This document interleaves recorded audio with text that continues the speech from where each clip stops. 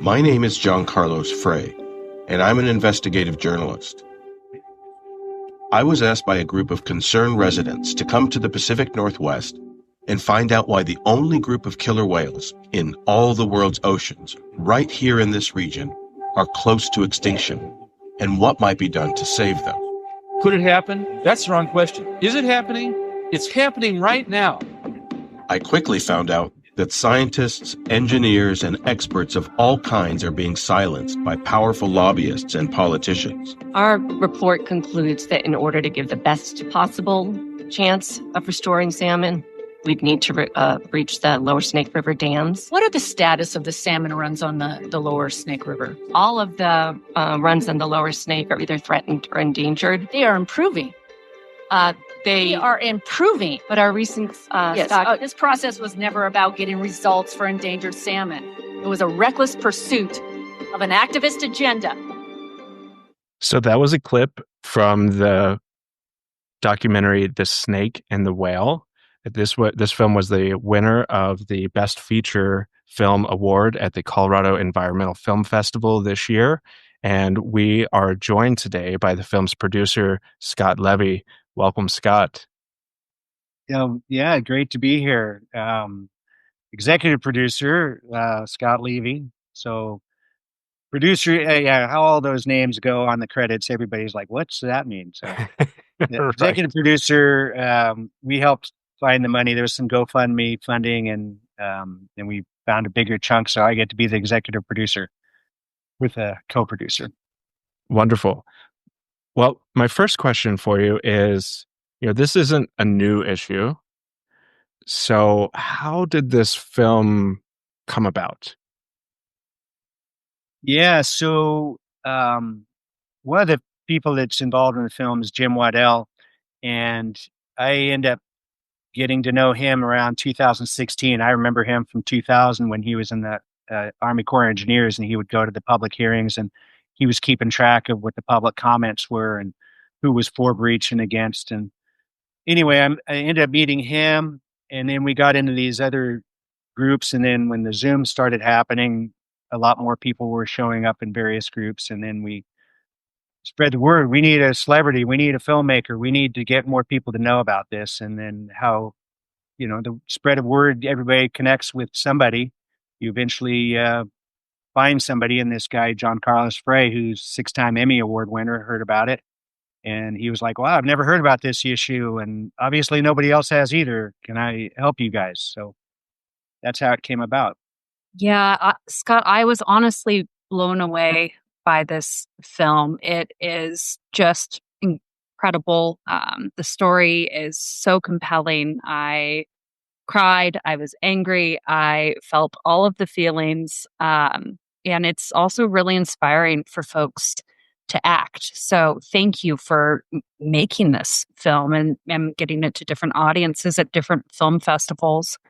Can we go over just a bit of the issue that we discuss throughout The Snake and the Whale? Oh, yeah. It's a fascinating issue. I could go down so many different avenues. I'll try to stick to the succinct points for the audience. But I've been involved in this since 1994 when we released some sockeye into Redfish Lake up near where I live in central Idaho. The population of sockeye got down to zero fish, one fish. And then the government decided, wow, that's an endangered species. And my congressperson in Idaho, Helen Chenoweth, said, well, how can salmon be endangered if I can buy them on the shelf at Albertsons? So that's where we were in 1990. And the Shoshone-Bannock tribe petitioned for their listing as endangered, and that's when it all began. And I was working on another project in 94 when we released the sockeye adults that were progeny from that one. That one fish that came back got nicknamed Lonesome Larry. And they collected some other fish around, and basically 99 fish are the genetics for the sockeye that are now returning.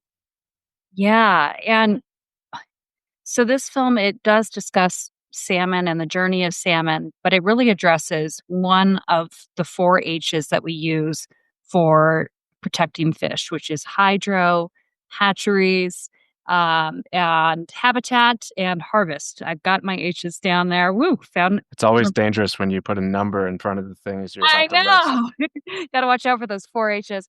But, this film really dives into hydropower, and it does so in such a moving way that covers the span of history and how long this has been a known issue in the Snake River. Can you discuss some of the issues that hydro presents to wild fish?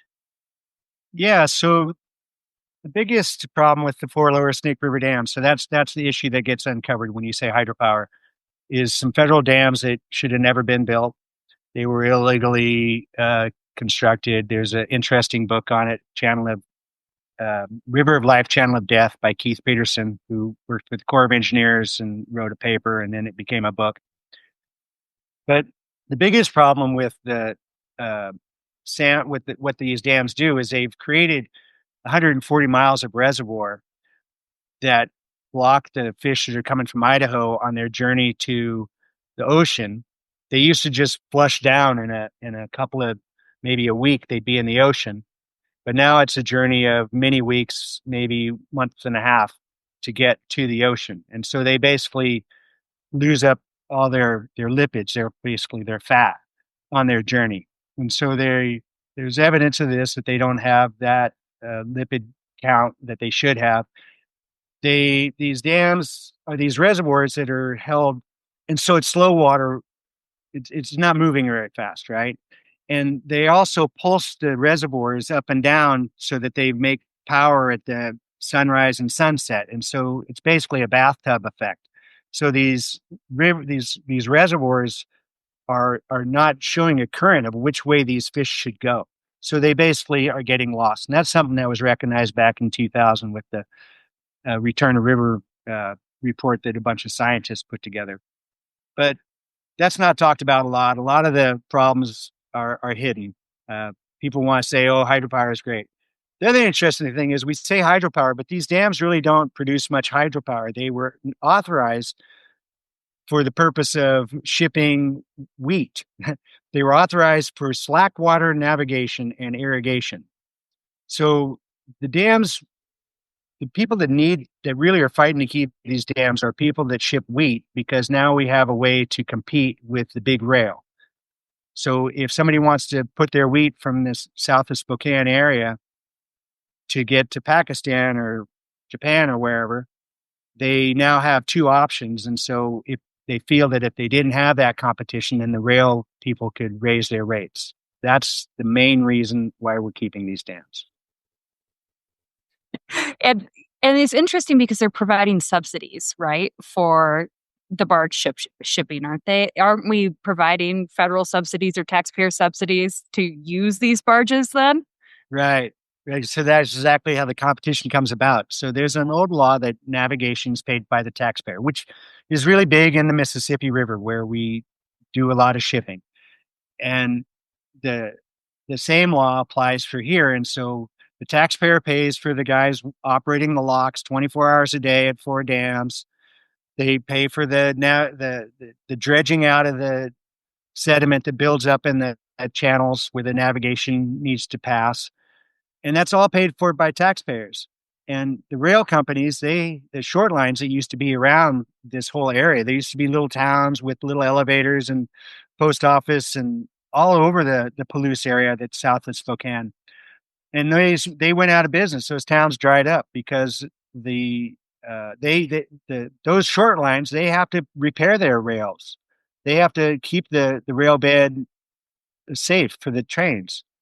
But they came in and these federally subsidized barge systems put those people out of business. And that's how it could be mitigated too, would be for the state of Washington to pick back up those rail lines and allow the short lines to be the competition. So you could still have competition with the big rail by having short line rail provide that competition. Yeah. And when I watched this, I had the pleasure of watching it at the Colorado Film Festival and got to talk with you afterwards. And I told you that after I watched it, I couldn't sleep that night. I was pissed off. I was so frustrated.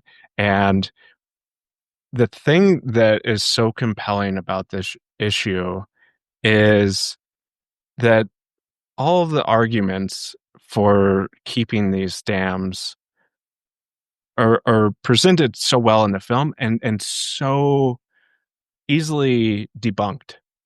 And these arguments are just they have no substance. But I want to shift too, because we talked about the snake in the title, the snake and the whale. So tell us a little bit about how a snake and a whale are living together. What's the whale?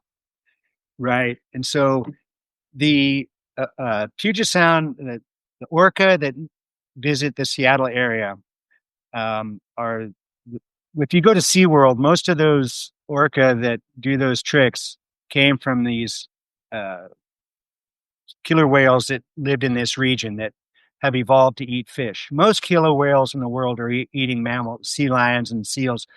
But in the area around the Columbia and the Fraser River, there is millions and millions of salmon going out. Big salmon, 50 pound, 70 pound salmon, maybe 100 and something pound salmon, I've been told, would go out. And so a killer whale in this region evolved to become fish eaters. And so the southern resident killer whales only eat salmon, mostly like 80-90% of it is Chinook, and they also eat coho and apparently some chum salmon. But the kings are these huge fish that they evolved to eat. And the largest nursery and natal habitat for the salmon, one of the biggest in the world, is Idaho. And it's all wilderness area up there. It's this, you go six days on the river before you get to a road, and then you get a resupply, and you get another 6 or 7 days before you get to the next road. The Salmon River is an amazing wilderness. A lot of your listeners will have traveled there or heard about it. And it was an awesome place for salmon to rear and grow, and then go to the Columbia and out the ocean and come back in 2, 4, maybe 5, 6 years and come back and visit these big fish. But now when these juveniles are having such a hard time, only about 1 in 8 survives the system unscathed. So whereas they evolved to have a certain amount of mortality, and then they have a substantial mortality out in the ocean while they're out there for a couple years, because they get eaten by things, and also they're dependent on how much plankton comes up and things like that. But if you're killing 1 out of 7, I mean, you're only surviving 1 out of 7 or 1 out of 8, then you've made it so that the amount of fish returning aren't the right amount to sustain the population. So this decline in population has degraded the forest in Idaho. That's mentioned briefly in the film. You can look at a Landsat image on the bluefish.org webpage and see how the forest is decayed.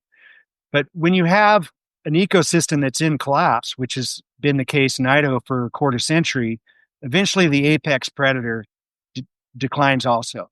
And that's what's happened now, is the apex predator, that's this charismatic character in the Seattle area, is starving to death. And we're down to 74 in the population, only a few viable females left to sustain the population. And they're only having 1 successful birth out of 3 when it should be more like 2 out of 3. So it's the orca are the ones that have changed the politics, because when it was just some fish in a place called Idaho, people didn't really pay much attention. Yeah, and I think that the orca tell the story in such a tragic way, too, in such a clear way. And I thought the film did a really excellent job of relaying the orca's story to humans. And I think that was such an important component. I thought the other important component of the film were the indigenous people of the Salish Sea, and the interviews with Lummi tribal members were heartbreaking too, to look at the plight of tribe people and the plight of these whales. Before we get into indigenous folks and interactions and that component of the story, the other issue with the fish that return now is that because of hatchery supplementation of fish. The size has gone down. So these orcas are also starving because fish are smaller. So they're working harder. So let's say I have to run 5 miles, and at the end of 5 miles, I get a sub sandwich, you know. But if all of a sudden I run 5 miles, and at the end of 5 miles, I'm given one potato chip and told to run another five, that's what's happening with orca now. Their caloric output is the same for the less input, in addition to, again, these fish dying at greater rates because of all the impacts of the dams. And I mean, this is just such a, I mean, you have to watch it to see it. And I think that that's where the film really comes in. Could you talk a bit about how you worked with the Lummi to film the story of the orcas? Yeah, so there was two different tribes on the coast that were in the film, and also the Nez Perce up in Idaho. Um, all these tribes in the Northwest have, or all the ones that have recognized treaties, in those treaties of the 1850, 1860 time period, included language that said that the tribes will always be able to hunt and fish in their usual and accustomed places. And now that there's no salmon for them to fish, that treaty is, we're not really fulfilling that obligation that our forefathers gave them. And so the treaty issue has become a big part of the legal standing. Treaties are actually prior to the Constitution. They are the supreme law of the land. And so no federal judge can deny the treaties that were made because it's prior to the Constitution. You can't make a Constitution and say, oh, all of our debts we have are absolved now. We don't have any more debts. And so our Constitution recognized that we have debts that had to be repaid, and treaties are one of those obligations. The Nez Perce have been very important. The Shoshone-Bannock in Idaho have been very important. And until the orca started falling apart, populations, that a lot of people didn't realize that this Idaho fish had anything to do with things in Seattle. And then that became apparent, and now the Lummi and the various tribes that are closely aligned in family membership feelings of the orca are who we brought into the film. It was a whole aspect of the film I wasn't aware of until John Carlos Frey and his team brought back all these things. I didn't really know a lot myself. Yeah, and on that note, I'd like to play a little bit from the film and hearing indigenous voices and get your thoughts a little bit more on that.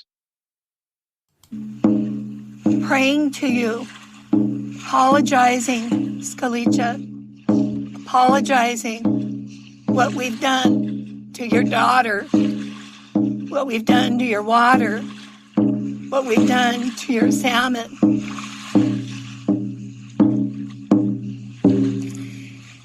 It's hard to sometimes talk about her because I had visions of her out there and it wasn't meant to be.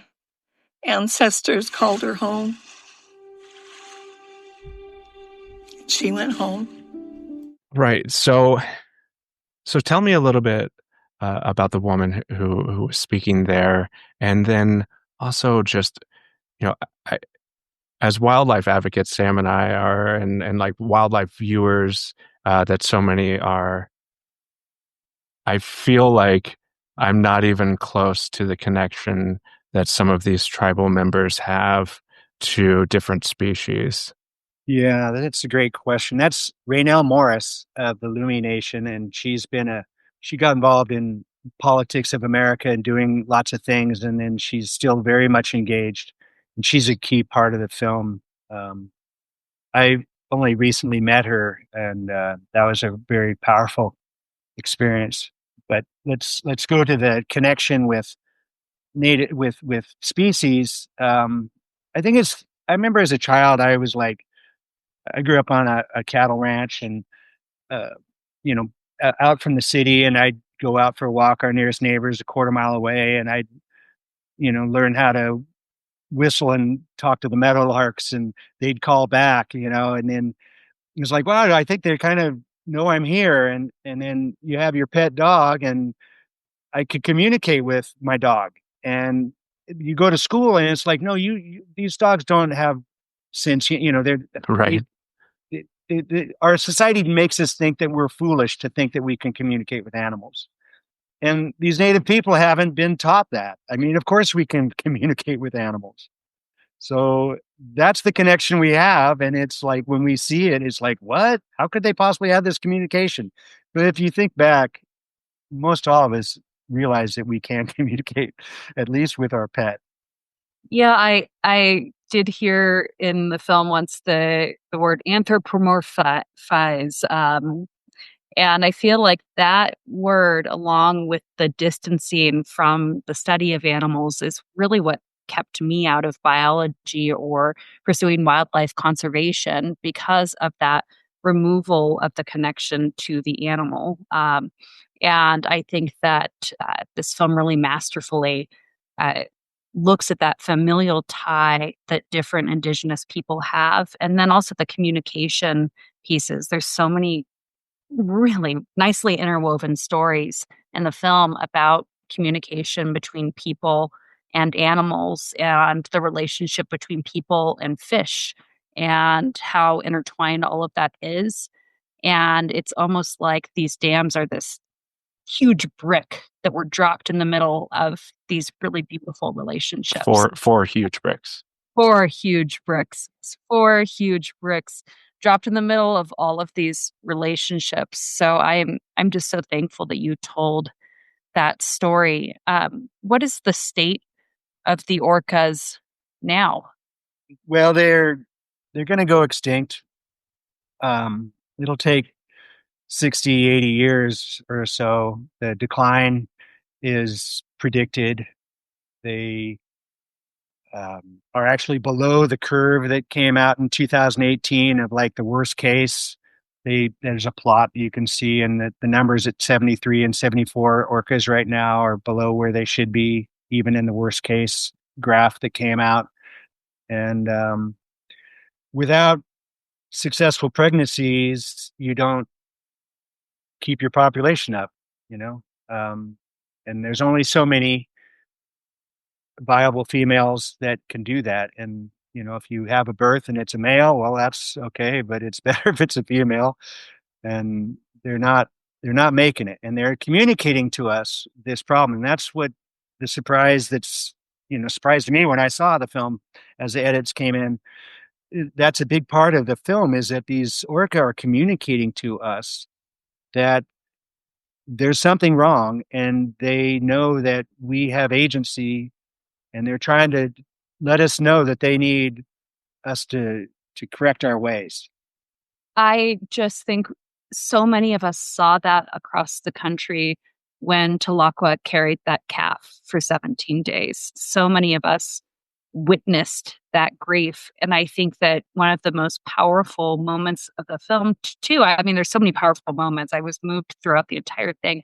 But one moment that stood out to me was when Dr. Deborah Giles says, "You can't ignore that they're trying to tell you something." And they are, in this really visually devastating way, trying to tell us. And yeah, your film did an excellent job of highlighting that grief that humans and whales are experiencing collectively. And on what Sam said and brought up Dr. Deborah Giles, and one of my favorite quotes in it was that she referred to the orcas as an ancient tribe of beings. And I would like for you to tell us a little bit more about the other human characters in this film and a bit of their stories. So Jim Waddell is a key feature of the film, as is Ed Cheney. And yeah, part of the tears that come are well, Ed Cheney just passed away a week ago today. And that's a tough thing for me personally. He was a fighter for the salmon for 50 years. He was involved starting this Power Act, this Northwest Power Act, which was supposed to save the salmon. They have all the legal reasons to save, and there's this power council that was developed that was supposed to give equitable treatment to the fish. And he's been frustrated to see how they've failed.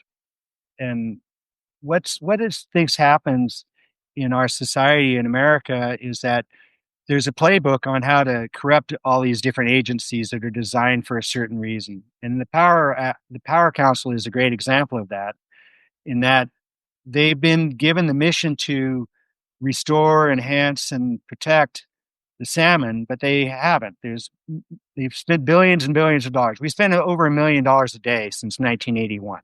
It's insane how much money is being spent, and there's no proof that we're doing any good with it. There's many different audits from lots of different well-established institutions that say this is not doing anything at all with this money.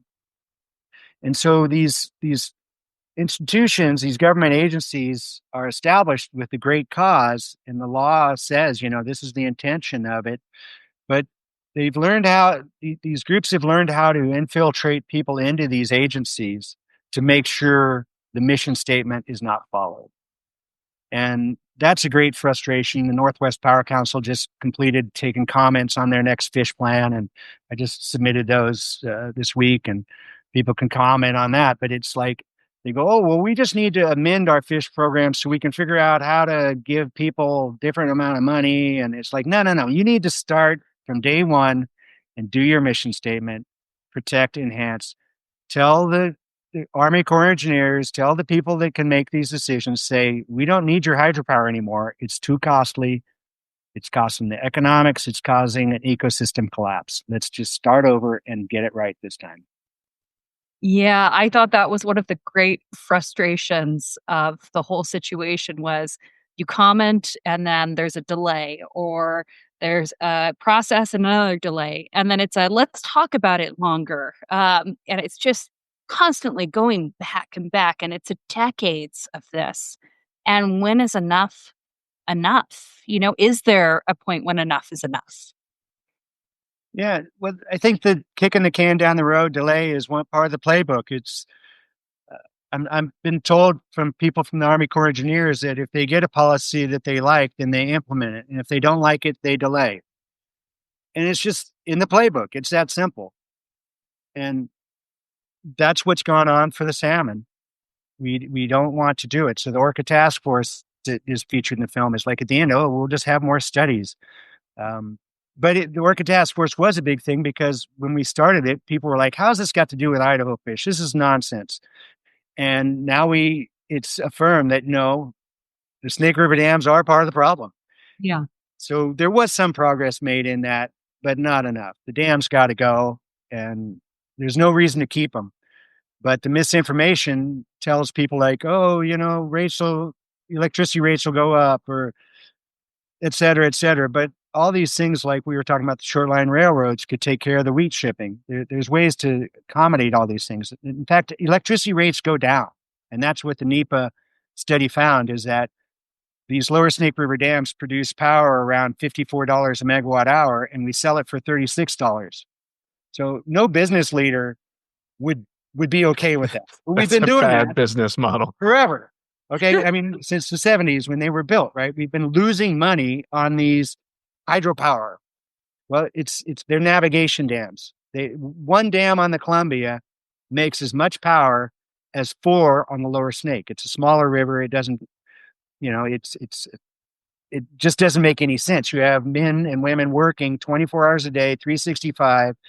You got machinery breaking. You need turbines to be upgraded because they have a 50-year life. We're going to spend $1 billion on that. Well, why don't you spend $500 million and put in some batteries and buy the power from the market for, $30 or $5? It's ridiculous that these dams are still there. But the misinformationists, the people that want to keep the competition with big rail, are winning the game. But I feel that's going to change if enough people see the film and learn about the issue. Yeah, I hope so. And while we're on this subject, I wanted to bring up a business proposal to both of y'all. So if you give me $1, I'll give you 75 cents back. What do you think? Ooh. Pretty tempting, huh? Well, that would be better than we get on the Lower Snake. As Jim Waddell points out, you get 15 cents back. Here's $1. I'll give you 15 cents. Oh man, where's Doge when you need them? Well, I think the Doge just hasn't stumbled onto this because this is waste, fraud, and abuse. This is a poster child for waste, fraud, and abuse. So if somebody in the Musk family learns about this, maybe they can tap them and say, hey, here's some waste, fraud, abuse right here, and save the whales at the same time. Yeah, I would appreciate that a lot. We'll see. We'll see what happens. So we've got waste, fraud, and abuse. We've got the other part of the power bill that I thought was really interesting is 30% is going to hatchery fish production and maintaining hatchery fish. So also supplementing fish that way too. So there's all these different elements of subsidies going on too that you just sit there and you're so mad. What are some things that people should take away from this film or actions they can take after seeing the film? The bluefish.org webpage, I got 20,000 articles up over the 2 decades I've been involved. So that's maybe too much. There's Damn Sense is a great website, Damn Truth, one for salmon. Tell the Damn Truth is a Patagonia sponsored website. To the what can you do is become more informed. Tell people to see the film, learn about it. It's also a great film because it's just how many documentaries use C-SPAN and make you cry most of the way through it. I mean, it takes you a while before the cries start, so you can hang in there for a while. And then I haven't watched it yet but I'm pretty close to the people in the film, so maybe that's why it's such a tearjerker.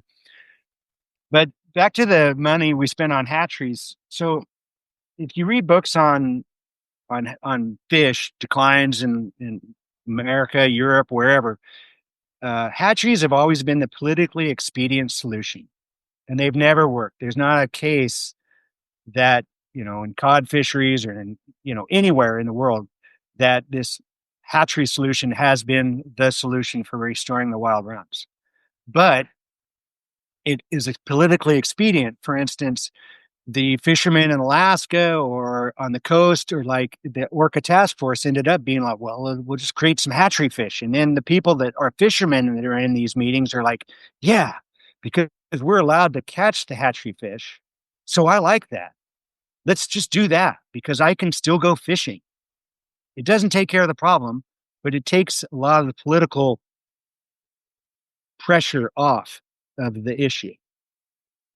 So we spend money and create numbers of fish, not the size of fish. And in the past, they used to talk about how many pounds of salmon come back. Now we count them. And now that they're 12.5 pounds, it doesn't compare to the huge volumes of millions of fish that used to come in weighing 50 pounds. And that's the orca are dying. We talked about earlier. They're starving. Yeah, it's the sub sandwich potato chip analogy that I provided so eloquently. Yeah, I was just thinking of a tug of war. It's like, yeah, you can have either 50 or let's make it a little easier. Maybe 10 first graders on your tug of war team or 2 sumo wrestlers. Which one would you rather have? Yeah. Yeah, absolutely. And I think, and again, the hatchery fish answers the question your friend had initially had about if salmon are endangered, why can I still buy them in the grocery store?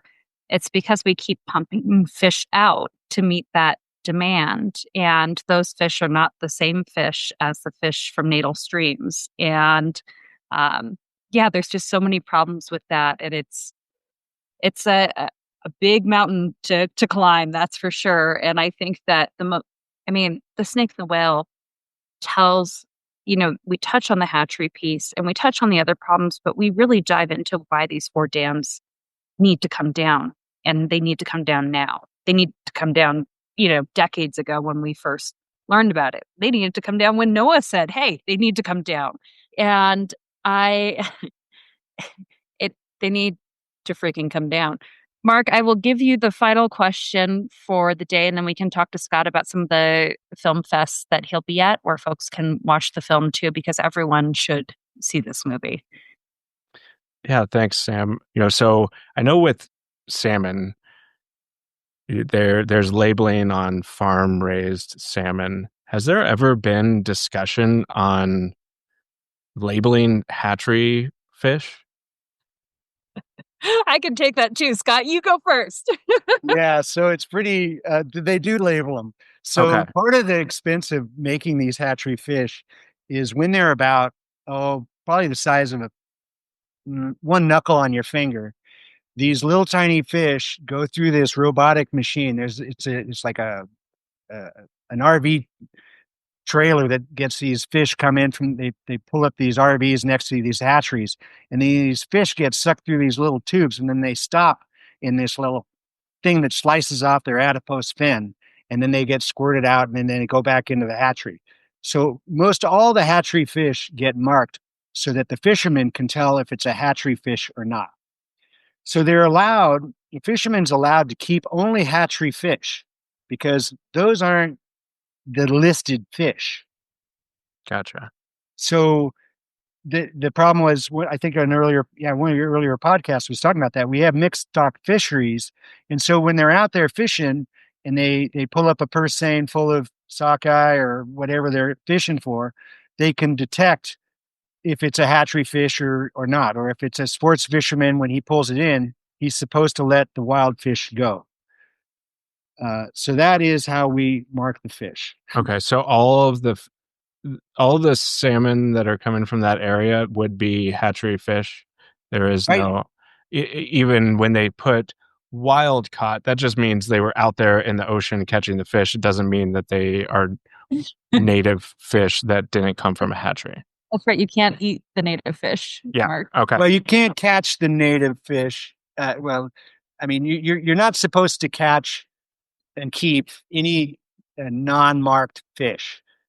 That gets a little confusing. But up in Alaska, I guess wild caught would be wild fish if it's a wild fish. But out of the Columbia, it used to be 80% of our fish were hatchery fish, but the decline has happened so much that the number is now 90% of our fish are hatchery fish.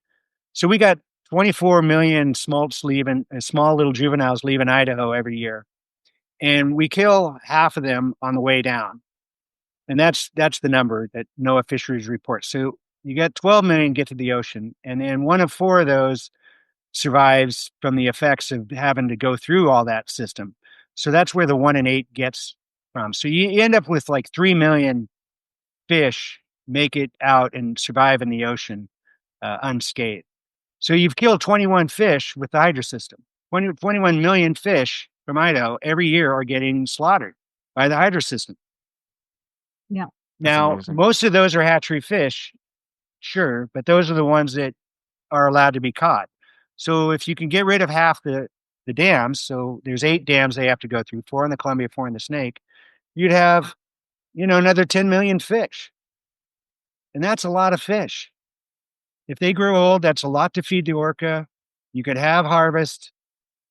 I'm told that, the longer we wait, the more likely it is you'll have to have some sort of a harvest moratorium to make that recovery if you want to save the orca. The longer, each year you decline the amount of fish we have in Idaho to start with. And it's just, the longer we wait, it's just insanity. Right. Yeah, Mark and I have talked a lot about the charge card that we keep on the environment and that we keep charging and charging and charging, and eventually we're going to have to pay the debt. And no one wants to be the person to pay the debt, but it only grows and grows. And this is certainly part of that debt of the bigger picture. Except that if people have figured out what this story is, like when you see in the film, it's like there's no reason to keep these dams. They cost $54 a megawatt hour. We sell it at 36. If Washington State was to buy up 2 8-mile stretches of railroad where the short lines used to be, they could include it with their grain train program that they are already subsidizing the grain people with. And the grain gets to Pakistan, and you have competition with big rail. And the irrigators, they just put down pipes and pumps that get to the river. The solutions here are so simple that the credit card balance should be taken care of. I'm going to write my American Express check You should. today. You encourage me. I'm going to pay off my American Express after this call. They could. And instead we're making it bigger and bigger by not taking the dams down, I guess is my point, is that each day we leave those dams up, it's adding and adding and adding. And it's insane. It's insanity. Yeah. And even like that, back to that labeling, like someone who's seen the film, who's talked with Emma before that was on here, Emma Halverson, and still was slightly confused on how this all works. And so the average person that's going to the grocery store and sees that wild caught sticker on there, they are going to think everything is fine, right? And it's not. They don't take into account hatchery fish for those labels, Mark. Yeah. And so that whole like system is rigged, right. That's what I'm They saying. were wild caught. But if they were Columbia fish, they were hatchery fish. Otherwise, they broke the law when they wild caught. Yeah. Which, I mean, that's just it's deceptive at best.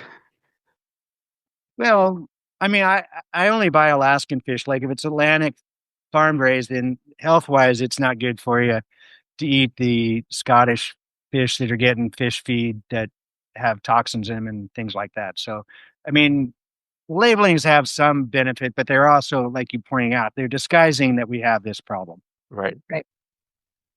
Well, there we go. We've uncovered yet another issue. I think that, again, to go back to the film, though, there are a lot of issues facing wild fish and facing the southern resident orcas. The southern residents are my child's favorite animal. He is 7 years old and deeply invested in them since he was a little guy. And even though we live in the Rocky Mountains now, he still insists on checking in on how the orcas are and how they do. And so we're all invested in this issue. What are some of the film festivals you'll be at so others can learn everything that we've learned from this film and really watch this beautiful documentary? Yeah, interesting to say that you're in the Rockies and love the orca. And it's the festivals that have picked us up so far are Utah, Colorado, Wyoming, and Alberta, Canada. Seattle Film Festival turned us down. I think that the political pressure of once you see the film, you'll get that. So the listeners should go to their local film festivals and say, hey, what do you think about The Snake in the Well? Have you seen it? Oh, you haven't heard about it? Well, reach out on Film Freeway and ask for it to be submitted. I've submitted to a huge number of festivals and, Europe, who knows if people in Europe want to know about this, but we are in the Green Italia Festival, which is happening now. It's a great film, regardless of what the issue is, the way the story is told and about how many different things are interwoven in the story. We're playing Cheyenne on Saturday night, 7:30 at the Wyoming International Film Festival at 7:30 on July 12th, Saturday night. So they gave us a great billing there. And waiting to hear from other festivals. So I guess reach out to your local film people and say, go get this darn film. It's great. Yes, absolutely. Get The Snake and the Whale. We need to see it. Everyone needs to see it. Thank you so much for being with us today, Scott. And what a beautiful movie. Thank you for making it. Yeah, I just hope we take care of this before it's too late. And truly fearful that we may be too late today, but we will be too late tomorrow. This has been an episode of The Wildlife Wire with me, Mark Searles, and my co-host, Samantha Miller. Thank you for listening.